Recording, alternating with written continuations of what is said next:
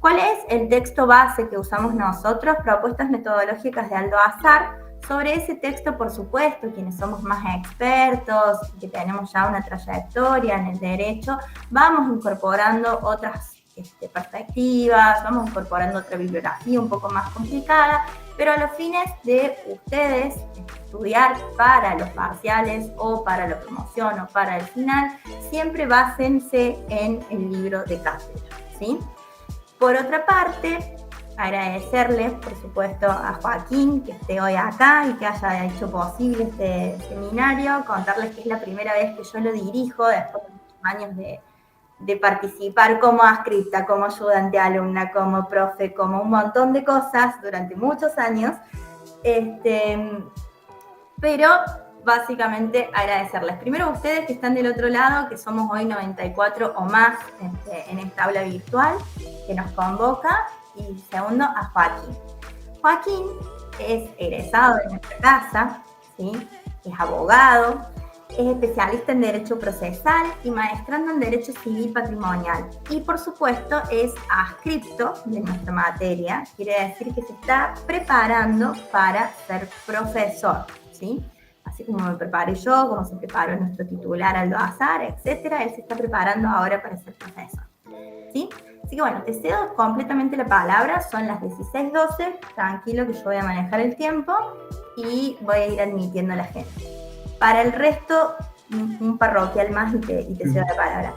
El siguiente parroquial es, para los que ingresaron tarde, cada tanto vamos a estar pasando, ¿sí?, un link de un grupo de WhatsApp del seminario de metodologías, en el cual claramente ustedes no van a poder escribir, ¿sí? Solamente voy a escribir yo, para pasarles el link y recordarles las fechas. Porque este año, a diferencia de otros años, se hace el lunes o el miércoles, dependiendo de cómo pueden los expositores y sus horarios. Ha sido un año atípico, antes se hacía siempre los viernes a las 6 de la tarde. Pero agradezcanme, que soy yo la que lo dirige, porque un viernes a las 6 de la tarde se las debo a todos, ¿sí? Así que bueno, Paco, todo tuyo y adelante. Excelente, muchísimas gracias Nerea, muchas gracias a todos. Ya voy a empezar primero agradeciéndole a todos los organizadores del seminario, particularmente a Nerea, Aldo, Alejandro, por haberme convocado y espero que estas palabras que les voy a decir les resulten de utilidad. Ya voy a iniciar aclarando que está mal escrito el título del PowerPoint. No es metodologáis jurídica, sino que es metodología jurídica. Así que arranquemos con una primera revisión. El tema que nos convoca hoy es la jurisprudencia de los conceptos y la jurisprudencia de los intereses. Vamos a comenzar aclarando que si bien ambas metodologías están íntimamente conectadas entre ellas, de hecho la jurisprudencia de los intereses surge como una reacción a la jurisprudencia de los conceptos, se trata de metodologías diferentes que voy a abordar también de manera separada. Esta aclaración es para que el título de la presentación no nos confunda y que tengamos presente a medida que vayamos avanzando que son cuestiones diferentes y separadas. Vamos a comenzar con la jurisprudencia de los conceptos. ¿Escuchan bien todos? ¿Sí? Perfecto. No te escucho bárbaro. Excelente, seguimos entonces. Cualquier Por cosa, otra parte, habiliten las cámaras, porque es re feo hablar sola delante de la clase. Ahí vamos con la primera de estas metodologías, que es la de la jurisprudencia de los conceptos, ¿sí?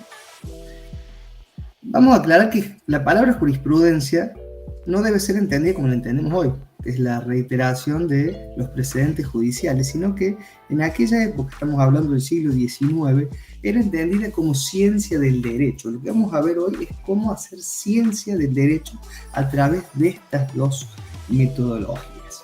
Por eso la primera aclaración en cuanto a la palabra jurisprudencia para que no nos confundan.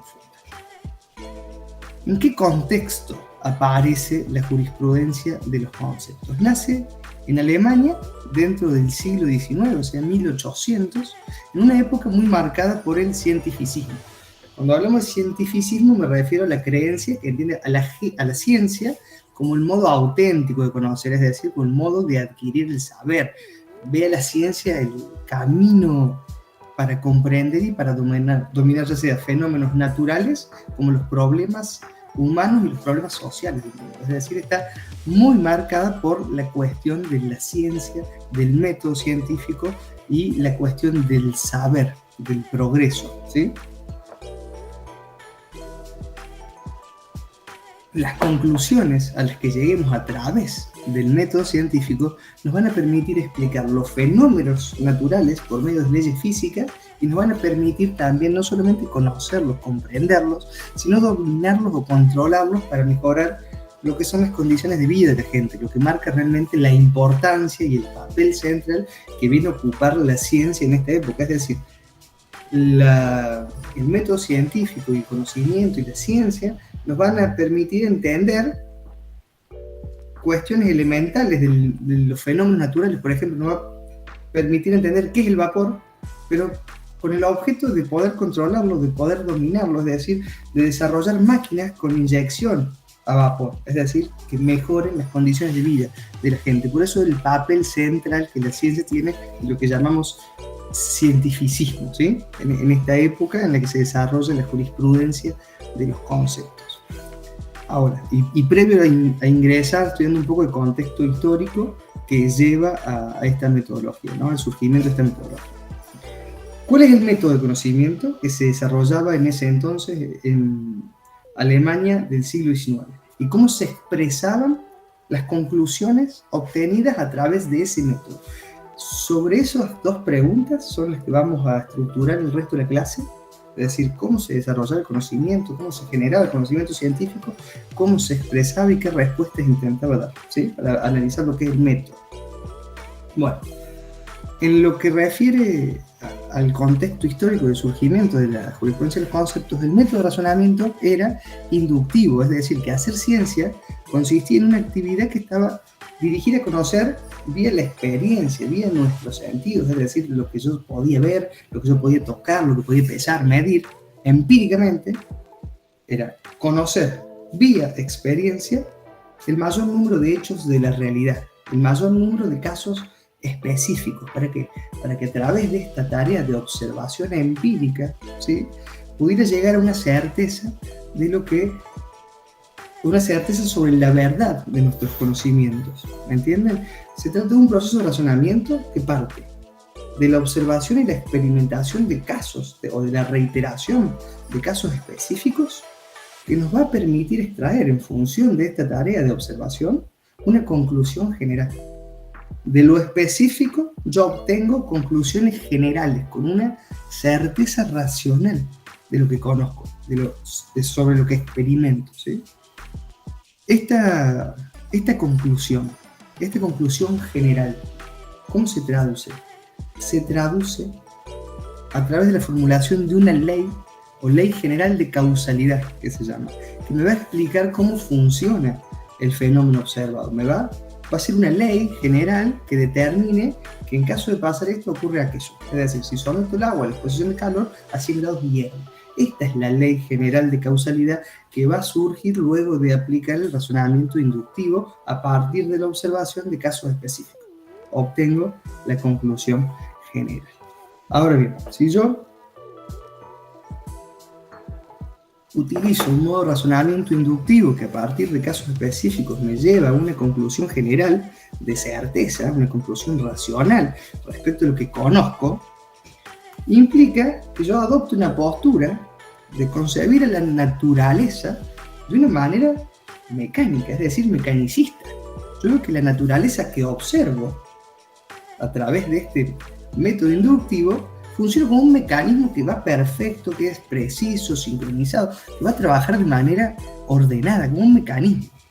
Entonces, si yo razono y observo de este modo a partir de esta concepción, las leyes generales de causalidad que voy a obtener a partir de observar esta naturaleza mecanicista que funciona de manera precisa, las conclusiones generales también van a ser precisas. Y el lenguaje que voy a utilizar, yo les pongo el PowerPoint, es lenguaje matemático. Es un lenguaje que no tiene los problemas propios del lenguaje natural que vemos en la introducción, cuando hablamos de ambigüedad, cuando hablamos de vaguedad, cuando hablamos de una carga emotiva. La matemática es un lenguaje que está lejos de tener estos problemas. Es perfecto. Entonces va a ser óptimo además para comunicar el resultado de estas leyes, las conclusiones de mi observación. Si yo parto de este panorama, vamos a tener que responder a la pregunta de qué es el conocimiento, ¿sí? Entonces el conocimiento es todo aquello que yo pueda comprender causalmente a partir de estas leyes que obtengo luego de realizar la inducción, expresado en forma matemática, es decir, un lenguaje exacto, desprovisto de vicios, y que puede ser verificado por la experiencia, por esa reiteración de casos específicos que me llevan luego a la conclusión general de causalidad, ¿sí? Entonces, cuando yo les digo esto, es muy fácil relacionarlo a lo que nosotros vemos como el objeto propio de las ciencias naturales. Pero ¿qué pasa con el conocimiento jurídico? ¿Ustedes opinan que el conocimiento jurídico pueda observarse de esa manera empírica y luego traducirse en leyes generales? ¿Es lo mismo? Bueno, y acá ya se nos presenta un primer problema. ¿Cómo respondemos o cómo vamos a abordar el conocimiento jurídico? Bueno, para responderlo tenemos que ver qué estudia la ciencia del derecho. Recordemos que jurisprudencia era la ciencia del derecho, y para ver la metodología de la jurisprudencia de los conceptos necesitamos entender qué vamos a estudiar a través del método, ¿sí? Entonces, el objeto de estudio va a ser el hecho que investigue el jurista, y se nos van a presentar dos problemas de raíz. El primero de esos problemas, o dos alternativas, mejor dicho, dos alternativas. La primera de ellas va a ser investigar el derecho natural, es decir, el derecho que es propio e inherente a toda persona humana por la sola razón de ser, es decir, derecho natural. Ahora, el problema que nos va a presentar el estudio del derecho natural como objeto del saber científico, jurídico, es el problema empírico. Nosotros veíamos que por medio de la inducción y por la reiteración de casos específicos llegábamos a leyes generales. Entonces el presupuesto empirista que yo utilizaba para llegar a un conocimiento científico no lo voy a tener cuando analice el derecho natural. Los datos con los que trabaja no los voy a poder conocer a través de la experiencia, a través de la observación. No los puedo pesar, no los voy a poder contar, no los voy a poder medir, es decir, no los puedo aplicar a este método, por lo tanto voy a tener que desechar esta primera opción y voy a tener que decir que el método, el objeto de estudio va a ser el derecho positivo, este derecho que está vigente en un lugar, vigente en un momento determinado. Y me van a preguntar a ustedes, ¿por qué el derecho positivo sí, el derecho natural no? Justamente porque el derecho positivo, a partir de la existencia de normas determinadas, dadas en un lugar, en un momento determinado, me va a permitir realizar la verificación empírica. Lo voy a poder estudiar, lo voy a poder comparar, lo voy a poder observar. Y de este modo, a partir de esa observación, voy a intentar adaptarlo a esta metodología para llegar a una conclusión también científica que luego pueda postular. Y ahora, si bien superamos el problema del presupuesto empírico, se nos plantea una segunda cuestión y un segundo problema que también va a ser necesario solucionar. ¿Se les traba? A mí un poco sí. Cualquier cosa, si hay algo que no se escucha, si hay algo que no se entiende, me avisan y lo repetimos, ¿sí? Sí, a mí no se me traba, pero puede ser la conexión a internet de alguno de los chicos. Bueno, cualquier cosa me van avisando y lo vamos viendo. Entonces, habíamos dicho que teníamos dos opciones, una que era la del derecho natural y otra la del derecho positivo, y que ante esas dos teníamos que estar ante el estudio del derecho positivo porque superaba el presupuesto empírico. Ahora bien, este derecho positivo tiene un gran problema que es necesario superar, que es su característica de variable. El derecho cambia, el derecho se transforma, se va modificando con el cambio del tiempo, de sociedad en sociedad, y se va modificando con los mismos cambios sociales. Entonces, si yo utilizo un modelo donde quiero llegar a conclusiones generales de causalidad, ¿cómo voy a partir del estudio, o cómo va a ser mi objeto de estudio un elemento dinámico? Un elemento que es variable y cambiante y que está disperso o desordenado. Entonces no voy a poder tener conclusiones generales de este estilo, porque la propiedad de dinámico se me va a transmitir luego al producto final que va a ser mi conclusión. Entonces, tengo este problema de lo dinámico del derecho positivo. Pero a su vez se presenta un segundo problema, que es el del progreso científico. Y cuando hablamos de progreso científico, ustedes lo van a entender sin mayor problema.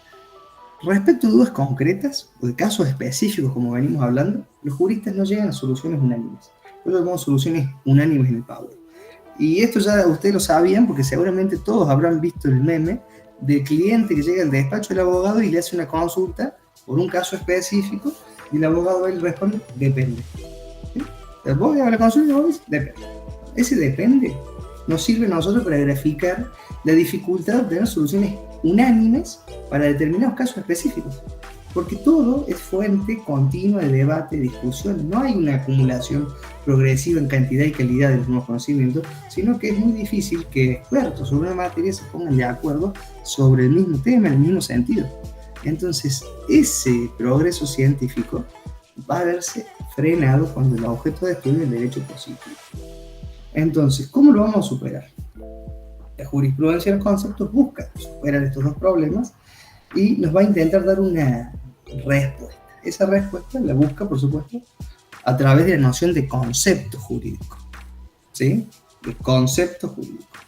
Después, la jurisprudencia de los intereses va a hacer lo propio con la noción de intereses. Pero acá vamos a ver la de conceptos.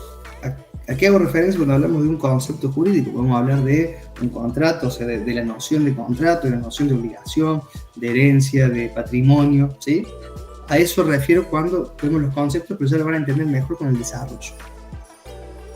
La idea central, bueno, por supuesto, la jurisprudencia de los conceptos dice que el objeto de estudio va a ser los conceptos. Y la idea central es que atrás de estas normas que son dinámicas, que son cambiantes, variables, que difieren de sociedad en sociedad, se presenten elementos que son inmutables, que son permanentes, que están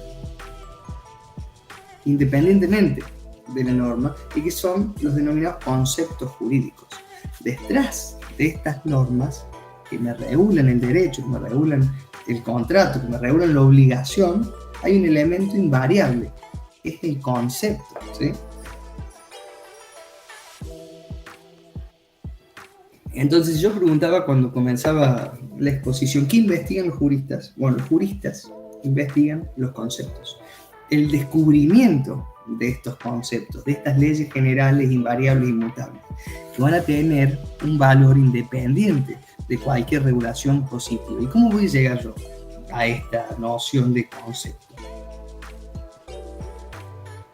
Para llegar a lo que significa o lo que implica la noción de concepto, debo tomar todos los materiales jurídicos históricos, ¿sí? En este caso, el derecho alemán vigente, el derecho romano, las sentencias, la construcción doctrinaria, todo lo que es derecho extranjero, todos los materiales jurídicos históricos que tengo a disposición, ¿sí? Y a esos les aplico un método histórico, que ya lo vieron en la clase pasada cuando hablaban de la escuela histórica. ¿Para qué? Para conseguir la mayor cantidad de hechos y de datos que me van luego a permitir realizar esta tarea de inducción, ¿sí? observación de casos específicos. Y de esa observación de casos específicos, la observación realizada a partir de los materiales jurídicos históricos que recolecté, de todas las sentencias, la doctrina, el derecho extranjero, a partir de toda esa investigación voy a poder observar que existen algunas regularidades. Y que estas regularidades que se presentan en todos esos ordenamientos, en todos esos instrumentos o materiales, no es otra cosa que el concepto jurídico del que estoy hablando. Entonces, ¿cómo llego a la noción de concepto? De esta forma. La ciencia jurídica realiza, o en qué consiste hacer ciencia jurídica, una tarea lógica, que tiende a la integración en un todo no contradictorio del material normativo existente, la recolección del material jurídico histórico, ¿sí? Para luego concluir elaborando conceptos, es decir, realizando una tarea de construcción jurídica de principios unificados, como veíamos antes de estas leyes generales de causalidad.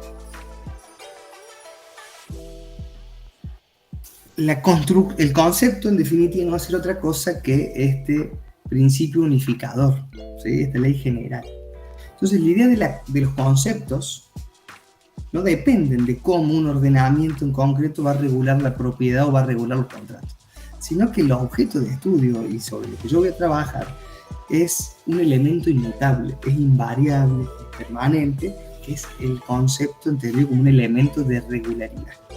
Y a partir de ya haber podido identificar lo que era el objeto de estudio de la ciencia, vamos a poder decir que respondimos de alguna manera justamente a esa pregunta: ¿qué investigan los juristas? Lo que nos resta responder ahora es cómo expreso estas conclusiones, cuál es el lenguaje que le voy a aplicar a estos conceptos y cuál es el lenguaje, de la lógica.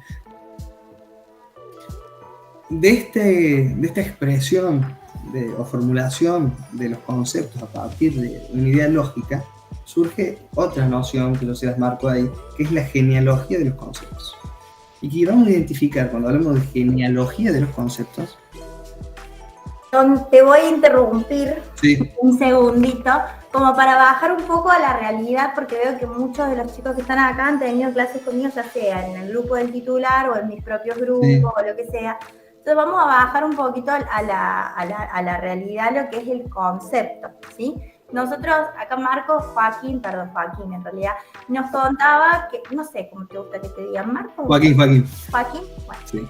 Joaquín nos contaba y nos decía, bueno, nosotros tenemos el concepto de contrato, y para poder entender qué es un contrato, vamos a ir a buscar, de alguna manera, desde la jurisprudencia de los conceptos, o desde lo que se entiende como ciencia de la jurisprudencia de los conceptos, que deviene de la escuela histórica, que no es un dato menor, ¿sí? Vamos a ir a buscar entonces qué entendían las comunidades en ese acervo común de conocimientos o en ese sentido jurídico, ¿sí? Por contrato. Entonces empezamos a deshacer ese concepto de alguna manera y empezamos a buscar y vemos que los germanos dicen que el contrato es una relación entre dos partes. Que en España se repite esto, que después con el correr del tiempo, si nos vamos a Roma, también se repite. Vamos a las leyes, y hay pocas leyes escritas que existen en el common law, también existe ese concepto de que el contrato es aquel acuerdo de voluntades que puede ser unilateral, que puede ser bilateral, es decir, que puede tener prestaciones que sean recíprocas entre las partes o no. En el ejemplo que siempre doy en clase, que puede ser que yo tenga que cumplir una obligación para con Joaquín, como por ejemplo tejerle un pullover y que él me pague un dinero a cambio, o que le entregue una bicicleta y me pague un dinero a cambio. Esa genealogía que hace, que ahora vas a entrar a la genealogía del concepto, se hace históricamente, ¿sí? Y sobre conceptos básicos del derecho, como ¿qué es la propiedad? ¿Por qué decimos que existe propiedad? ¿O qué es un contrato? ¿Qué es una relación jurídica? Y se hace recopilando lo que se llaman fuentes formales y fuentes materiales del derecho, ¿sí? Además de eso, yo para relacionárselos con introducción, que es lo que ellos están viendo.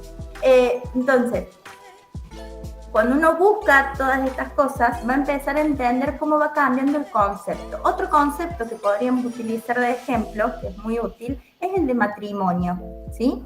Anteriormente, el concepto de matrimonio se entendía que era la vinculación entre un hombre y una mujer a los fines de la procreación y la vida en común. Actualmente se entiende que el matrimonio es la unión civil entre dos personas, independientemente de su sexo, con la intención de tener una vida común, y ni siquiera hace falta que tengan hijos, ¿sí? Esos conceptos han ido mudando, y han ido mudando con el derecho canónico, con el derecho germánico, con el derecho romano, con el derecho anglosajón, con la colonización propia que hemos tenido de los derechos latinoamericanos y cómo se han generado los conceptos propios en Latinoamérica y qué es un matrimonio y qué no, ¿sí? Y cuándo hay comunidad de vida o no. Por ejemplo, para Francia existe comunidad de vida cuando yo convivo con determinadas personas, independientemente de que esté casado o no, son familia y me pueden heredar. Sin embargo, para los derechos latinoamericanos no es así, ¿sí? Esto como para bajarles ahí algo que estaba súper teórico y súper bien explicado, pero por ahí antes de entrar a genealogía, excelente la aclaración, muy buena porque sirve muy bien para ejemplificar de qué estamos hablando. Cuando hablamos de conceptos, a eso me refiero. Muchas gracias, Nerea, muy bueno el aporte, porque ahora se pone un poco más complicado también. Entonces, cuando yo le decía que estas conclusiones se expresan a través de un lenguaje, y el lenguaje es la lógica, nos lleva a ver lo que conocemos como genealogía de los conceptos. Y esta genealogía de los conceptos la tenemos que representar como si fuese una pirámide, ¿sí? Una pirámide con los conceptos del sistema jurídico que va a estar construida según las reglas de la lógica formal. Y nos va a llevar al entendimiento que hay un concepto supremo que está en la cúspide de esta pirámide y del cual se desprenden, se deducen y se derivan todos los demás conceptos o subconceptos jurídicos. De este concepto supremo, entonces, derivan, se desprenden todos los otros, ¿sí? Esta derivación de conceptos, yo se los pongo ahí en el PowerPoint, implica que existe un concepto supremo que se ubica en la cúspide, todo para que lo tengan, lo pueden ir siguiendo. Esta derivación, o de esta derivación de conceptos, puedo obtener nuevos conceptos a partir de los que ya existen, o en función de la combinación de los que ya existen y que considero, por supuesto, verdaderos, lo que me va a llevar a un nuevo concepto verdadero que está implícito en el sistema, que está implícito dentro de la pirámide y que es implícito porque desprende de la unión de dos conceptos anteriores, ¿sí? Entonces este nuevo concepto, incluso si lo combino con otro, podría generar uno nuevo. Es lo que va a superar. O sea, esta idea que ya después lo voy a explicar un poco más detallado, pero esta idea que estoy comentando me lleva a mí a superar la objeción de la acumulación del desarrollo científico. Antes veíamos que no podíamos avanzar con el derecho positivo considerado desde esa forma, desde esta primera mirada que les daba, no podíamos lograr una acumulación de desarrollo, porque era dinámico, porque era variable. Ahora, cuando yo voy al concepto detrás de las normas, y a ese concepto lo identifico dentro de la pirámide, que tendrá un concepto supremo del cual desprenden todos los otros, y derivan todos los otros, yo ya voy a poder ir acumulando y voy a poder tener conocimiento progresivo. ¿Cómo hacer ese conocimiento progresivo? A partir de la unión de dos conceptos o a partir de la creación de nuevos conceptos a partir de los que ya existen, ¿sí? Entonces esto nos va a llevar al método. Y cuando hablamos de método, tenemos que hablar necesariamente de von Jhering, que es uno de los máximos exponentes del conceptualismo, digamos, de la jurisprudencia de los conceptos. Y va a llamar a su método, el método que utiliza, histórico-natural. Y consiste justamente en esto que les comentaba. La tarea de la ciencia, dice von Jhering, de la ciencia y el derecho, consiste en descomponer los institutos jurídicos particulares y las normas jurídicas relativas a ellos en sus elementos lógicos para luego reconstruir por combinación, lo que veíamos recién, tanto las normas jurídicas conocidas como otras nuevas, acumulación progresiva. Entonces, desde esta idea, ¿sí?, desde esta tarea, voy a tener que realizar lo que él denomina simplificación cuantitativa del derecho. Una simplificación cuantitativa. ¿En qué consiste la simplificación cuantitativa del derecho? Estamos hablando ya del método de la jurisprudencia de los conceptos. Es el método denominado histórico-natural que propone Yeri, ¿sí? Primero, en lo que refiere a la simplificación cuantitativa, corresponde hacer un análisis de la materia, un análisis del material jurídico recibido a lo largo del tiempo con el objeto de descomponerlo en los aspectos más simples. Es lo que muy bien comentaba recién Nerea, es como estos conceptos que recibimos a lo largo del tiempo los podemos descomponer en esos aspectos más simples, ¿sí? Ese es el primer punto del método. Analizar el material jurídico con el objeto de descomponerlo. Como segundo punto, tenemos la concentración lógica o reconstrucción, ¿sí? Acá tenemos el camino inverso. A partir de ese material jurídico simplificado, se pueden obtener ahora, a través de una tarea de reconstrucción en función de este segundo punto, principios jurídicos latentes y que podían no estar expresados en las normas. Es decir, yo a través de un principio de la deconstrucción de un concepto, puedo extraer otro. Y lo puedo extraer ya sea porque lo combino por otro o porque deriva de aquel, ¿sí? Y antes no estaba en la norma. Porque recordemos que la norma no es lo mismo que el concepto. Lo que me va a permitir el desarrollo y el progreso científico. Este es el segundo punto de concentración lógica. Recapitulemos. Primero analizamos la materia, le reducimos los aspectos más simples, identificamos los conceptos detrás de las normas. Y después a esos conceptos, a esos aspectos simples, los reconstruimos para poder obtener los que ya teníamos e incluso nuevos. Ahora, el tercer punto del método, de la metodología y la jurisprudencia de los conceptos, es la clasificación sistemática de esta materia. Es la ordenación del material reconstruido, ¿sí? Lo vamos a reconstruir, lo vamos a clasificar, lo que incluso vamos a hacer con precisión terminológica y con el objeto de obtener una provechosa utilización. ¿Qué quiero decir cuando hablo de precisión terminológica? Voy a acotar el uso de los términos para lograr una mayor simplificación, porque a través de una mayor simplificación voy a poder obtener un recurso disponible de provechosa utilidad que me permita comprenderlo para facilitar la utilización. Son ideas que tengan relevancia práctica, ya sea en cuanto a la creación de la ley, de nuevas leyes, o ya sea en cuanto a la tarea de los jueces. Camila, sí. ¿Podría por favor repetirme cuál fue el tercer paso, así lo anoto bien? Sí, el tercer paso está en el Power, que después se los voy a enviar, por cierto, que es el de la clasificación sistemática, donde yo voy a ordenar todo el material reconstruido, ¿sí? O sea, yo sigo los pasos. El primero, hago el análisis de la materia, la llevo a elementos básicos y simples, luego esos elementos los reconstruyo, de los que obtengo normas, que puede ser que ya tenía, o nuevas normas. Cuando hablamos, vamos a hablar de principios, de nuevos conceptos, ¿sí? Y luego esos nuevos conceptos los clasifico de manera sistemática. Y cuando digo que los clasifico de manera sistemática, los clasifico en función de la pirámide, en función de lo que veíamos antes, que es la genealogía de los conceptos. Ese es el punto 3. El punto 4 era... Gracias. No, por favor. El punto 4 era de la precisión terminológica, que me iba luego a generar un aprovechamiento útil.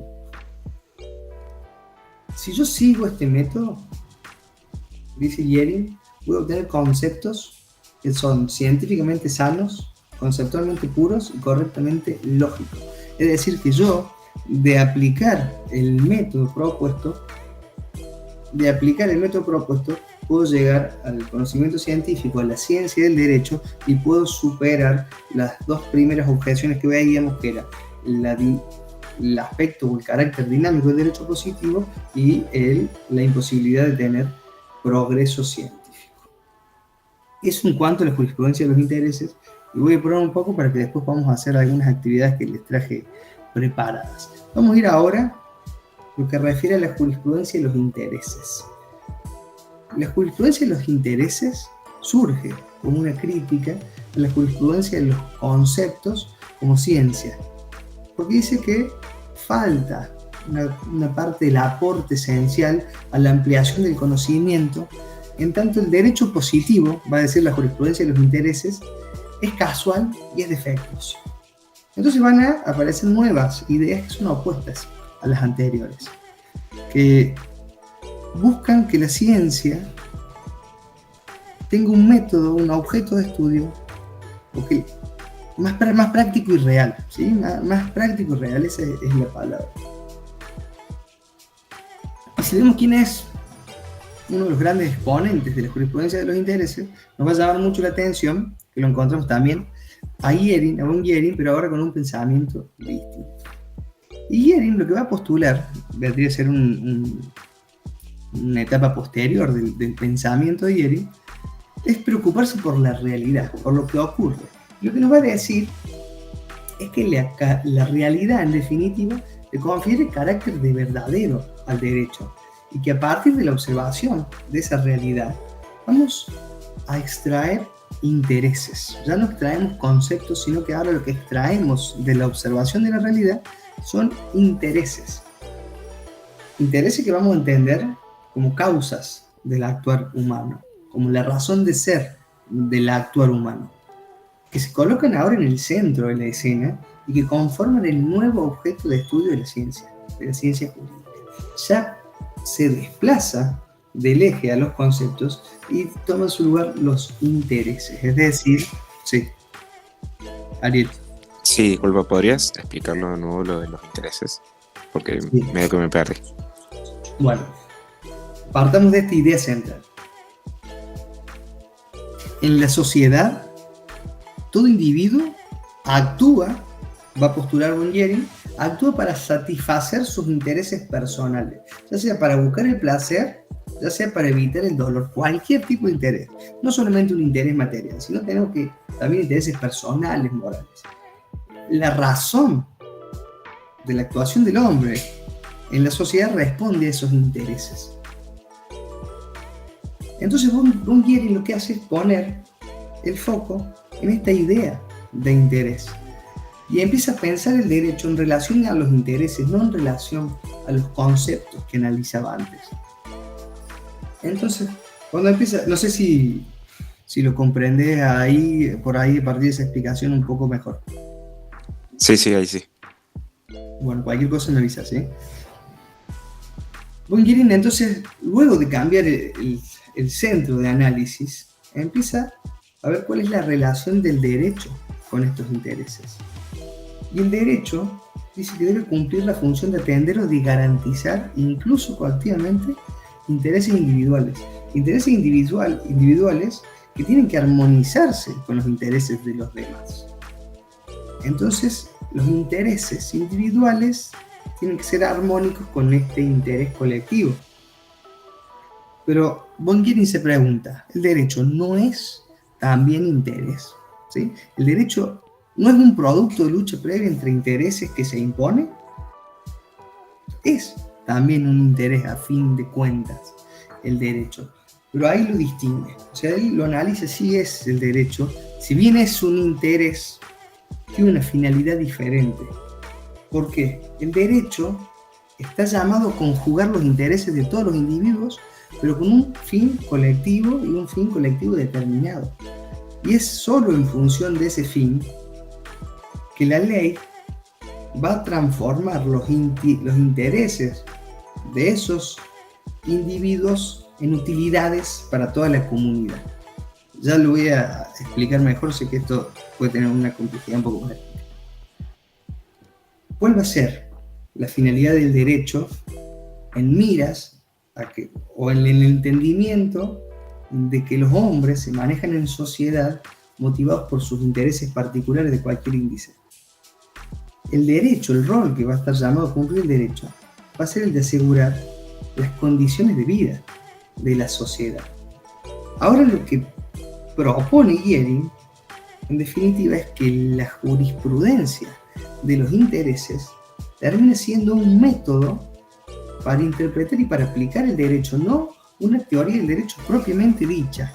Lo que va a buscar a través de la noción de intereses lejos de la noción de concepto que veíamos antes, es solucionar problemas reales, problemas de la realidad, prácticos de los hombres que respeten los intereses que se quisieron proteger. ¿Y por qué digo los intereses que se quisieron proteger? Porque vamos a ver que hay intereses que están refrendados en normas. Y eso es lo que vamos a empezar a ver ahora cuando desarrollemos el método. El método podríamos expresarlo así. Yo les pongo ahí: conocer con exactitud histórica los intereses reales que han ocasionado la ley y tener en cuenta los intereses conocidos para la resolución del caso. Estamos yendo a el fin práctico, a la búsqueda de soluciones de problemas, tanto problemas de interpretación como aplicación de normas. Entonces, vemos que tenemos en primer lugar, una investigación histórica de los intereses. Entonces, los intereses son hechos positivos históricos, son hechos que yo puedo conocer y que el jurista, y tanto el jurista como el juez, porque recordemos que ahora está el interés puesto en la solución de los problemas de la realidad, que el jurista y el juez tienen que conocer por qué sus intereses han ocasionado la ley, son causa de las normas. Yo en el PowerPoint se los pongo como, si no me equivoco, la otra página, como causas operantes. Esto es teoría genética de los intereses, y acá estamos hablando del método propiamente dicho, ¿no? Determinados intereses originan en el legislador ideas del deber ser, es decir, de cómo tienen que ser las cosas, que se transforman en mandatos, que se transforman en normas. Acá cuando hablamos de mandatos hablamos de las leyes. Es decir, el interés originó en el legislador una idea del deber ser que luego él tradujo a norma, tradujo un lenguaje normativo. Por eso lo reconocemos como causa operante. El interés, en definitiva, termina siendo también la razón de ser de una norma. Por eso decimos que son decisivos a la formación del derecho, ¿sí? El interés, en definitiva, es causa de la formación del derecho. ¿Por qué? Porque yo los puedo conocer y como tales los puedo luego traducir en norma. Y como los puedo conocer a través del método, puedo luego tener este resultado. Es lo que se conoce como investigación histórica. Ahora, ¿cuál es la utilidad metodológica? ¿Para qué me sirve a mí llevar adelante el método? Bueno, el método, como les mencionaba antes, está predispuesto para la solución de problemas de la realidad. Corrimos el eje de la abstracción del concepto para poner la mira en lo que mueve al hombre, los intereses particulares que tienen que estar a su vez a través del derecho armonizados en búsqueda de un fin social. Entonces, la utilidad de la aplicación del método va a estar porque funciona tanto para resolver los casos a partir de los intereses que recepta la norma, intereses como razón de ser de las normas receptadas por el legislador como un deber ser, ¿sí? Se les presentaron al legislador como un deber ser, tanto para la creación de la norma como para la integración al problema de las lagunas jurídicas. Entonces, lo que voy a considerar a través del método es la posibilidad de receptarlos para buscar soluciones normativas para la solución de problemas prácticos y para la solución de lagunas jurídicas. Son los intereses que están detrás de la norma los que tengo que considerar a los fines de solucionar los problemas de interpretación que se me plantean. Acá la utilidad del método es eminentemente práctica. Hace un momento hablamos con Nerea de dejarle algunas actividades para que pudieran hacer, y yo se las traje. Acá al final se las incorporé al Power para que tengan todo el material junto, y es un breve cuestionario para que reflexionen. Yo lo que les propongo es que pensemos un poco si es que ustedes consideran que hay elementos de la jurisprudencia de los conceptos o de la jurisprudencia de los intereses que se manifiestan actualmente, que están en la actualidad, y desde dónde los advierten o dónde creen ustedes que esas manifestaciones se presentan hoy. Y les dejo abierto el micrófono ahora a ustedes.